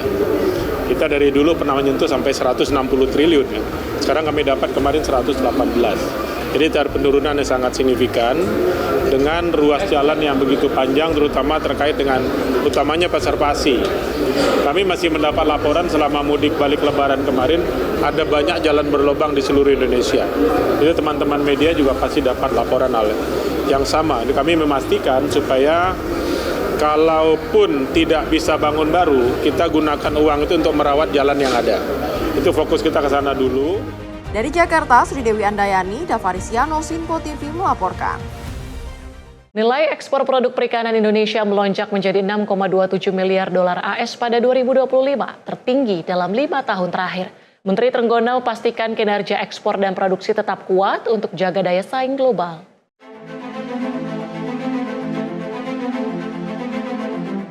Kinerja sektor kelautan dan perikanan Indonesia terus menunjukkan tren positif.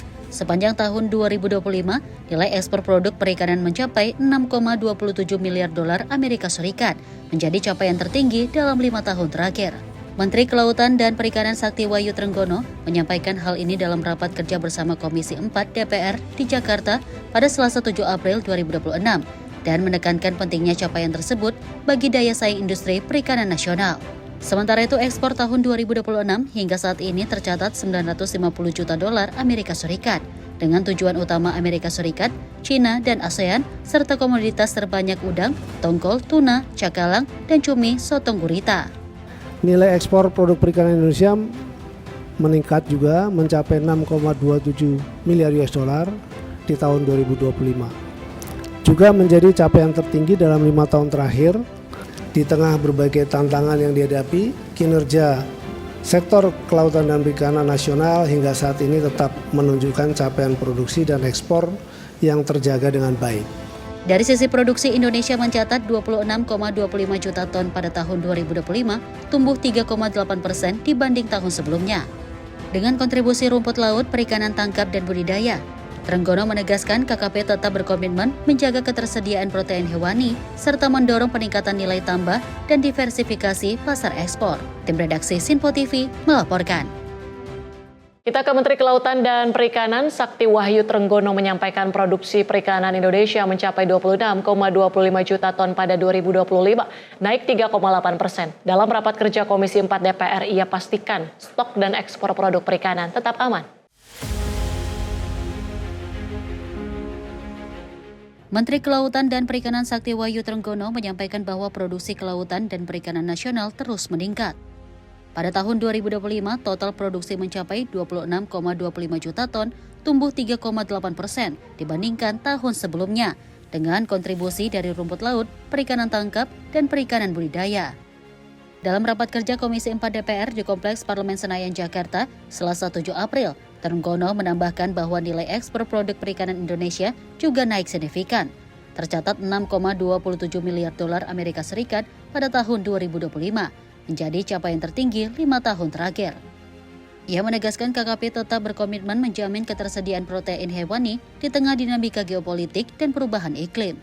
Produksi mencapai 26,25 juta ton menjadi capaian tertinggi yang terdiri atas 11,65 juta ton rumput laut, 7,85 juta ton perikanan tangkap, dan 6,75 juta ton perikanan budidaya. Di tengah berbagai tantangan yang dihadapi, kinerja sektor kelautan dan perikanan nasional hingga saat ini tetap menunjukkan capaian produksi dan ekspor yang terjaga dengan baik. Angka ini terdiri dari kontribusi produksi ikan tangkap sebesar 5,42 juta ton serta produksi ikan budidaya sebesar 5,15 juta ton. Berdasarkan hasil pemantauan, kami dapat melaporkan bahwa status ketersediaan ikan berada pada kategori aman hingga Juni 2026. Untuk periode April hingga Desember 2025, KKP memproyeksikan produksi ikan nasional mencapai 10,57 juta ton dengan produksi tangkap 5,42 juta ton dan budidaya 5,15 juta ton. Pemantauan di 8 kota besar menunjukkan ketersediaan ikan hingga Juni 2026 berada dalam kondisi aman. Tim redaksi Sinpo TV melaporkan.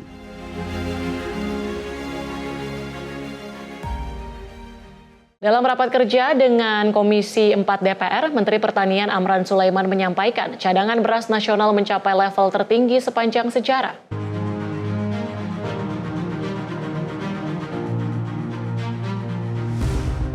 Dalam rapat kerja dengan Komisi 4 DPR Selasa 7 April, Menteri Pertanian Amran Sulaiman mengungkapkan bahwa cadangan beras pemerintah mencapai 4,59 juta ton per 7 April 2026.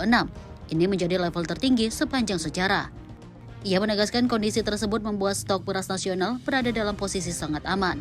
Menurutnya, ketersediaan beras diperkirakan cukup untuk memenuhi kebutuhan 10 hingga 11 bulan ke depan, sehingga mampu mengantisipasi dampak fenomena El Nino yang diprediksi berlangsung sekitar 6 bulan. Pemerintah pun mulai bersiap menghadapi musim kemarau yang diperkirakan dimulai pada April dan mencapai puncaknya pada bulan Agustus. Kondisi stok beras nasional Indonesia dipastikan aman untuk 10 sampai 11 bulan ke depan. Di sisi lain, El Nino diperkirakan 6 bulan. Jadi, insya Allah pangan kita aman. Untuk mendukung langkah-langkah tersebut, Kementerian Pertanian telah mensiagakan alat dan mesin pertanian berupa pompa air, traktor, hand spray, transplanter, dan lain-lain. Untuk menjaga produksi pertanian, Kementerian Pertanian telah meminta daerah memetakan wilayah rawan kekeringan, mempercepat masa tanam, serta mengoptimalkan irigasi. Menyambung pernyataan tersebut, Direktur Utama Perum Bulog Ahmad Rizal Ramdhani menyebut capaian JBP tertinggi tidak lepas dari peran Bulog dalam menggenjot pengadaan gabah dan beras secara intensif, sehingga stok tetap terjaga dan aman. Kesimpulan, buffer stok Bulog dinyatakan dalam keadaan aman dan berlimpah. Kemudian yang kedua, Bulog siap menghadapi perkembangan dinamika global dan potensi perubahan iklim dengan menerapkan strategi dan langkah-langkah antisipasi sesuai dengan prosedur yang kami paparkan. Tim Redaksi Sinpo TV melaporkan. Komoditas pangan strategis seperti jagung, gula, dan telur ayam diproyeksikan surplus pada Mei 2026. Kepala Bappenas sekaligus Menteri Pertanian Andi Amran Sulaiman pastikan stok aman menghadapi musim kemarau akibat El Nino Godzilla.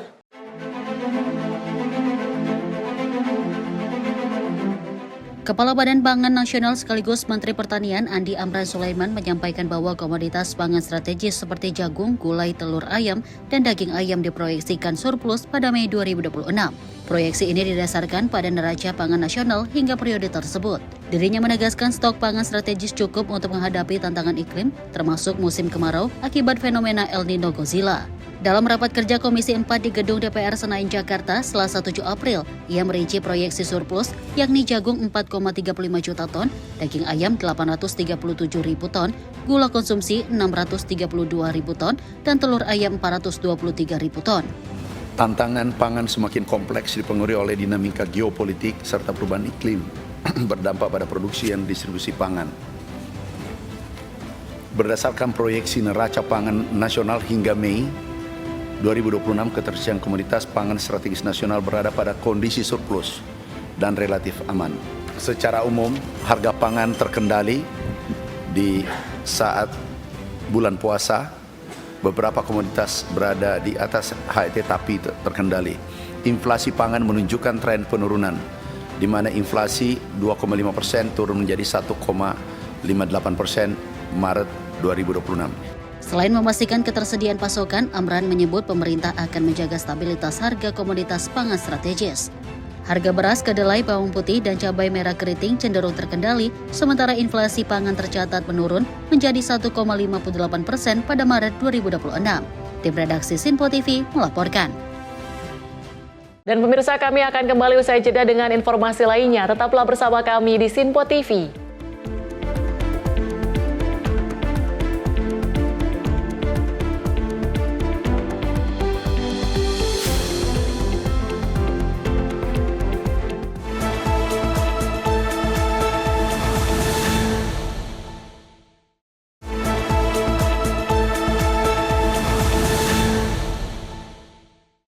Anda kembali menyaksikan Menyapa Indonesia Pagi. Dari Kementerian Haji menegaskan pihaknya tidak akan membebankan kenaikan biaya haji 2026 kepada jemaah akibat adanya konflik geopolitik di Timur Tengah yang menyebabkan aftur pesawat mengalami kenaikan. Usai rapat dengan Komisi 8 DPR RI, Menteri Haji dan Umroh Muhammad Irfan Yusuf menjelaskan dalam skenario tanpa perubahan rute penerbangan, biaya haji diperkirakan naik menjadi sekitar 46,9 juta rupiah per jemaah atau meningkat sekitar 39,85% dari biaya awal. Sedangkan jika dengan skenario perubahan rute penerbangan, biaya haji dapat meningkat lebih tinggi menjadi 50,8 juta rupiah per jemaah atau naik hingga 51,48%. Kenaikan ini dipicu oleh melonjaknya harga aftur global akibat konflik yang berdampak langsung pada biaya operasional maskapai penerbangan. Meski demikian, Presiden Prabowo menekankan jika terjadi kenaikan biaya, maka tidak akan dibebankan kepada jemaah. Sementara itu, Presiden Prabowo juga akan menyampaikan keputusan biaya haji pada sore ini dalam rapat kabinet. Memang permintaan Presiden, apapun yang terjadi, kalau toh nanti harus ada penyesuaian harga, terutama terkait dengan biaya penerbangan, kita upayakan tidak dibebankan kepada jamaah kita.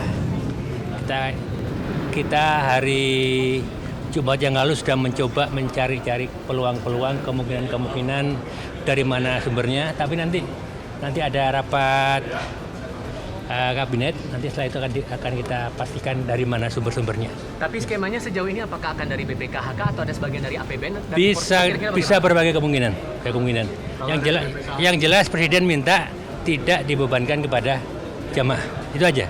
Tapi kira-kira ada subsidi silang dengan tahun depan nggak Pak? Apakah ada peningkatan biaya? Saya kira nggak. Kalau artinya kalau biaya sekarang ini dibebankan kepada jemaah tahun depan, saya kira nggak. Tapi pos-pos yang kemungkinan bisa dipakai untuk menambah itu dari mana ya Gus kira-kira? Dari kementerian? Masih sedang digodok. Nanti sore lah ada keputusan, kita ngambil dari mana nanti ya.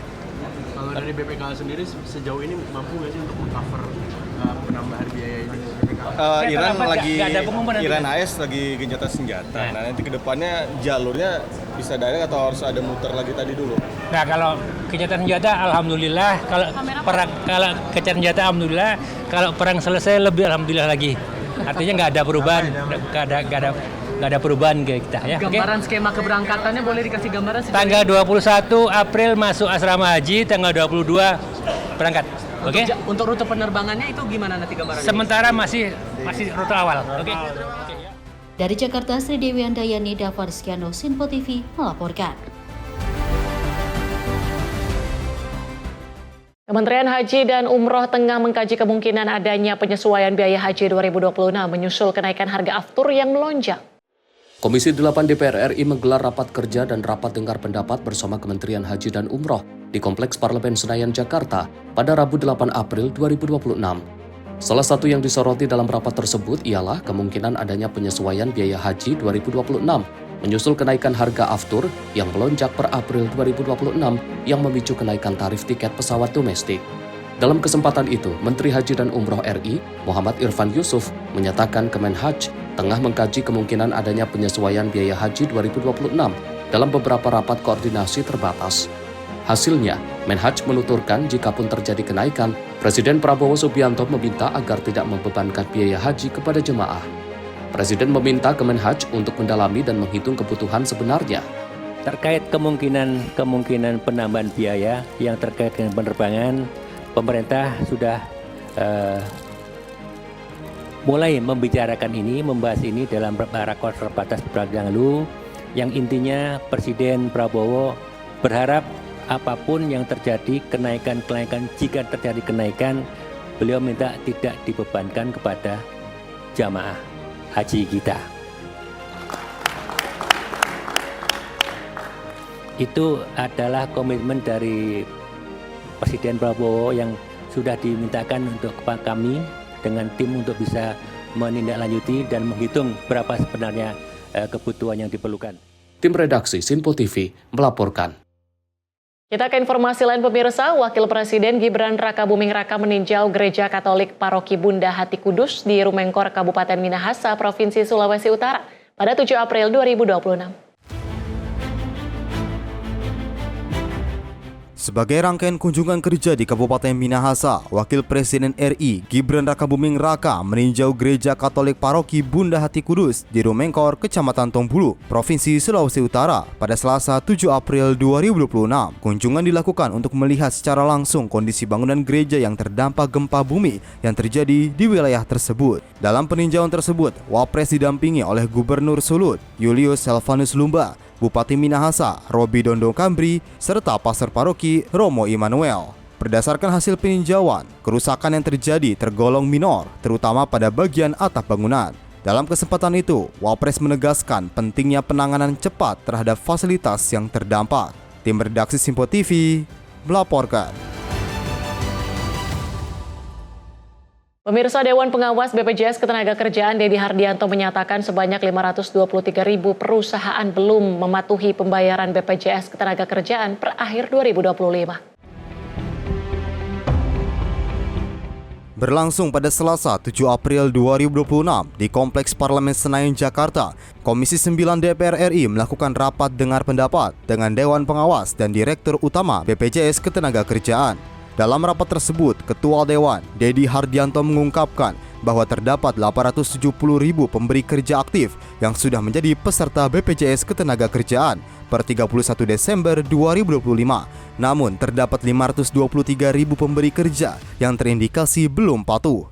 Dedi juga mencatat perusahaan daftar sebagian PDS alias perusahaan yang tidak mendaftarkan seluruh karyawan, tidak melaporkan upah sebenarnya atau hanya ikut sebagian program BPJS masih cukup besar, yakni mencapai 490.000 pemberi kerja. Per 31 Desember dari 878.000 pemberi kerja aktif yang sudah menjadi peserta ketenagakerjaan. Dari data tersebut terdapat 523.000 pemberi kerja yang terindikasi belum patuh. Nah ini data yang masuk di tahun 2025. Lalu juga PDS ada 490.000 pemberi kerja, perusahaan yang menunggak juga ada 95.000. Ini data-data di tahun 2025. Kedepannya, Dedi juga menegaskan akan memperkuat fungsi pengawasan dan melengkapi data-data klaim BPJS Ketenagakerjaan lebih detail, baik yang bermasalah maupun yang belum diselesaikan. Tim redaksi Simpo TV melaporkan. Kementerian Pekerjaan Umum menjadi salah satu kementerian yang terkena efisiensi anggaran hingga mencapai 12,71 triliun rupiah. Menteri Pekerjaan Umum Dodi Hanggodo menyebut pengurangan anggaran ini merupakan respon atas kondisi global dan agar defisit anggaran pendapatan belanja negara. Anggaran Kementerian Pekerjaan Umum 2026 akan dipangkas sebesar 12,71 triliun dari yang sebelumnya 118,89 triliun menjadi 106,18 triliun rupiah. Menteri PU Dodi Hanggodo memastikan pemangkasan anggaran tersebut tidak akan mempengaruhi program kerja kementeriannya dan akan memaksimalkan dengan baik jumlah anggaran yang diberikan sesuai arahan Presiden Prabowo Subianto. Dodi mengatakan anggaran tersebut akan dioptimalkan untuk pembangunan infrastruktur yang dapat memberikan manfaat untuk masyarakat. Dirinya juga akan berkoordinasi lebih lanjut dengan DPR RI mengenai rincian pagu anggaran yang akan ditentukan untuk kementeriannya, agar bencana efisiensi tersebut tidak mengganggu program-program fisik Kementerian PU, terutama program prioritas bagi masyarakat di daerah bencana. Sekarang kemudian ada efisiensi kan lebih mudah kan, yang diambil yang dibintang aja seret gitu. Nah, tugas kita di kementerian adalah kalau memang sudah siap dan memang itu ada memberikan dampak positif kepada masyarakat di bawah, kan sesuai dengan arahan Pak Presiden juga. Apa yang bisa diberikan maksimal ke masyarakat itu yang kita dahulukan. Ya udah. Jadi kita akan matur ke Pak Presiden juga, Pak Presiden ini kira-kira manfaatnya banyak sekali kepada masyarakat, terutama dalam kondisi seperti sekarang ini kan ekonomi lagi turun. Kita akan mohonkan Pak Presiden. Efisiensi ini akhirnya ngaruh ke rencana lelang proyek baru nggak sih Pak, ya kayak tol Gilimanuk Mengui dan lain-lain itu? Kalau tol kan enggak ada. Aman. Ya. Pekerjaan itu tidak akan terganggu hanya gara masalah misalnya ini kan namanya politisasi anggaran ya. Ada tiktokan saya DPR, Bapenas gitu-gitu lah, itu kan politisasi anggaran. Itu tidak boleh mengganggu program-program fisiknya. Karena kan program fisik itu kan harusnya harus segera bisa dimanfaatkan semaksimal oleh masyarakat. Ada Pak Presiden seperti itu. Jangan sampai ada masalah administrasi mengganggu pekerjaan fisik yang langsung dirasakan manfaatnya oleh masyarakat, terutama untuk daerah bencana seterusnya. Ya. Dari Jakarta, Sri Dewi Andayani, Dava Rizkyano, Simpo TV melaporkan. Pemerintah akan melakukan bongkar ratun atau peremajaan lahan tanaman tebu lama yang sudah tak layak produksi seluas 300.000 hektar dengan target waktu selama 3 tahun. Berdasarkan evaluasi pada tahun 2025 atas arahan Presiden Prabowo Subianto, pemerintah menemukan ada sekitar 70 hingga 80% tanaman tebu sudah tak layak produksi. Kondisi tersebut menjadi salah satu penyebab rendahnya hasil panen serta minimnya keuntungan yang diperoleh para petani tebu. Atas arahan Presiden Prabowo Subianto untuk membantu para petani, pemerintah pun mengeluarkan anggaran sebanyak 1,7 triliun rupiah pada tahun 2025 dan melakukan bongkar raton sebagai upaya mengganti tanaman tebu lama dengan tanaman baru yang lebih produktif. Program bongkar raton ini dilakukan secara bertahap, yakni dengan mengganti tanaman baru di lahan sekitar 100.000 hektar setiap tahunnya, dan akan dilakukan selama kurun waktu 3 tahun ke depan dengan target bongkar raton seluas 300.000 hektar. Yang pertama kami ucapkan terima kasih kepada Ketua Komisi 6, Wakil Ketua Komisi 6, dan seluruh anggota Komisi 6 DPR RI. Karena beliau-beliau mensupport sektor pangan, khususnya gula, rafinasi, molase, dan seterusnya. Kami sudah sampaikan bahwa setelah kami mengevaluasi tahun 2025, atas arahan Bapak Presiden, kami mengecek tebu-tebu kita seluruh Indonesia, 70-80% itu tidak layak. Sehingga kita lakukan bongkar raton. Dan Bapak Presiden meminta kami untuk membantu petani-petani tebu Indonesia. Kami langsung anggarkan 1,7 triliun di 2025, kita lanjutkan di 2026. Rencana kami bongkar raton karena 80, kurang lebih 300.000 lebih dari 500.000 hektar itu tanaman lama.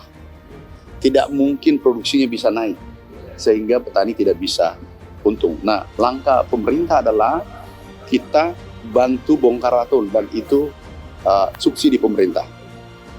Raton 100.000 per tahun, insya Allah 3 tahun selesai. Itu langkah pemerintah. Dengan langkah tersebut, pemerintah berharap produksi gula nasional dapat meningkat dan kesejahteraan petani tebu dapat terpenuhi secara signifikan. Dari Jakarta, Sri Dewi Andayani, Davariskiano, Sinpo TV melaporkan.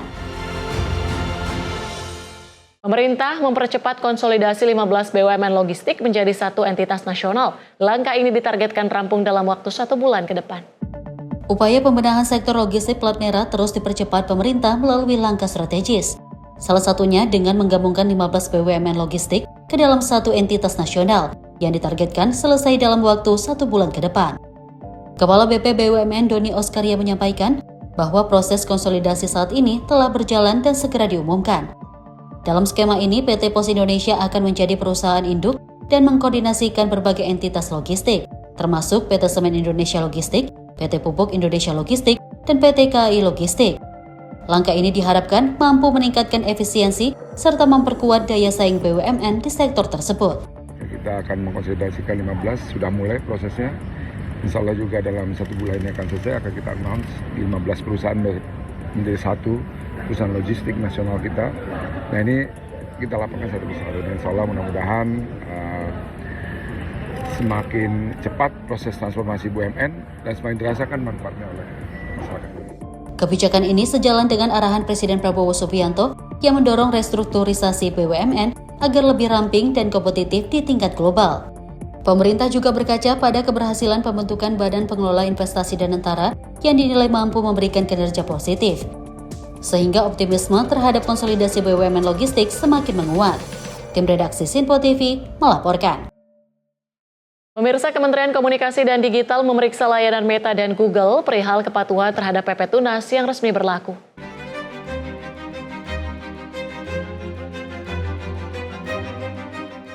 Direktur Jenderal Pengawasan Ruang Digital Kementerian Komunikasi dan Digital Alexander Sabar menjelaskan proses pemeriksaan layanan Meta telah diperiksa pada Senin lalu, sementara Google masih dalam proses pemeriksaan.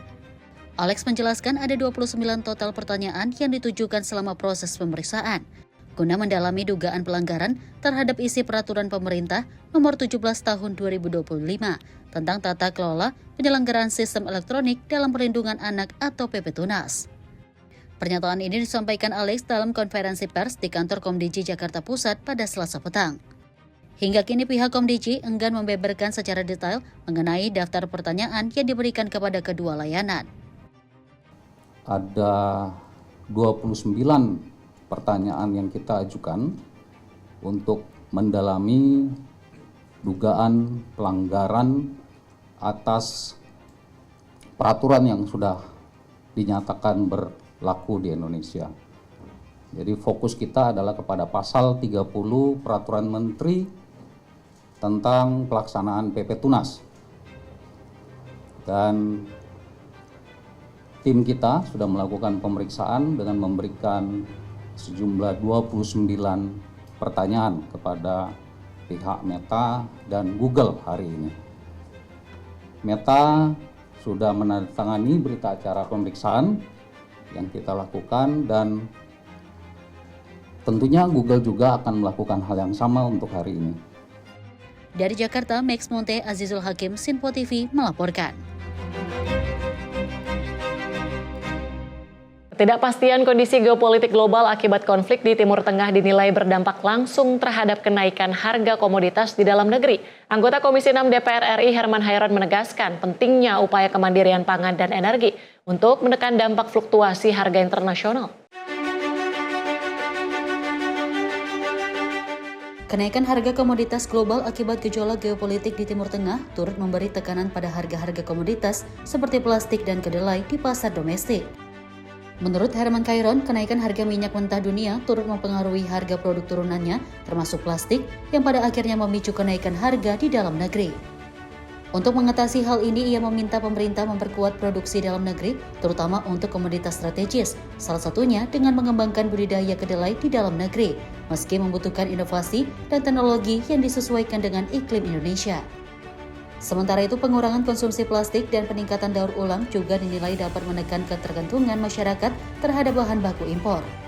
Akibat ketidakpastian, misalkan ada konflik di Timur Tengah dan berdampak terhadap harga-harga meningkat, maka juga harga domestik nasional kita juga sangat dipengaruhi oleh harga tersebut. Oleh karenanya, itu yang selalu ditawarkan oleh Presiden Prabowo Subianto, yang selalu disampaikan kepada kita semua pentingnya untuk komoditas-komoditas yang strategis kita harus swasembada, harus mandiri. Misalkan untuk pangan, energi itu harus mandiri. Karena pasti dalam gejolak harga internasional itu akan sangat mempengaruhi terhadap harga-harga dalam negeri. Nah, kedelai kita ini kan masih impor dan importnya besar. Kemudian untuk plastik hari ini naik, itu kan juga dipengaruhi oleh crude oil gitu. Nah, oleh karenanya harga-harga yang dipengaruhi oleh harga yang hari ini mengalami kenaikan harga internasional, maka juga akan mempengaruhi harga dalam negeri. Lebih lanjut, anggota DPR fraksi Demokrat ini mendorong kementerian terkait agar dapat memaksimalkan anggaran dan menetapkan prioritas pada komoditas yang paling banyak dikonsumsi masyarakat. Dari Jakarta, Sri Dewi Andayani, Dava Rizkiano, Sinpo TV melaporkan. Pemirsa, survei indikator menunjukkan beberapa program pemerintah dinilai sangat membantu pemudik Lebaran 2026. Program mudik gratis dan bantuan pangan menempati peringkat teratas dalam kepuasan masyarakat.